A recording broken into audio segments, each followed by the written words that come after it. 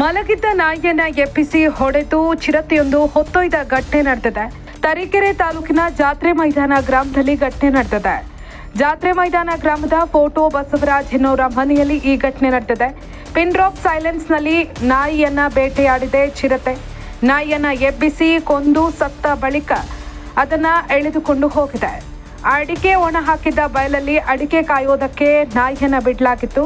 Pin drop ಸೈಲೆನ್ಸ್ನಲ್ಲಿ ಬಂದಂತಹ ಚಿರತೆ ನಾಯಿಯನ್ನ ಬೇಟೆಯಾಡಿ ಬಳಿಕ ಹೊತ್ತೊಯ್ದಿದೆ.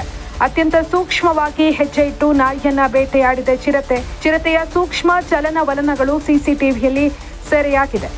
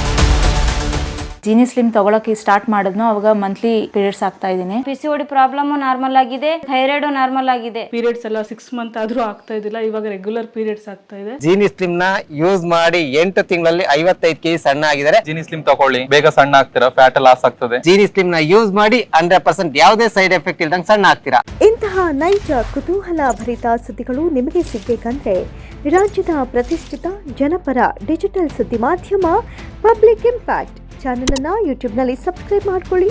ವಿಡಿಯೋ ಇಷ್ಟವಾದರೆ ಲೈಕ್ ಮಾಡಿ, ನಿಮ್ಮ ಇಷ್ಟದವರಿಗೆ ಶೇರ್ ಮಾಡಿ ನಮ್ಮನ್ನು ಪ್ರೋತ್ಸಾಹಿಸಿ. ಹಾಗೆಯೇ ಫೇಸ್ಬುಕ್ನಲ್ಲಿ ಪಬ್ಲಿಕ್ ಇಂಪ್ಯಾಕ್ಟ್ ಫಾಲೋ ಮಾಡೋದನ್ನ, ಇನ್ಸ್ಟಾದಲ್ಲಿ ಜೊತೆಯಾಗೋದನ್ನ ಮಿಸ್ ಮಾಡಬೇಡಿ. ಜಾಹೀರಾತು ಹಾಗೂ ಬಿಸ್ನೆಸ್ ಪ್ರಮೋಷನ್ಗಾಗಿ ಸಂಪರ್ಕಿಸಿ 9606037450 ಅಥವಾ 9353224116. ಇದು ಪಬ್ಲಿಕ್ ಇಂಪ್ಯಾಕ್ಟ್, ಜನಶಕ್ತಿಯೇ ನಿರ್ಣಾಯಕ.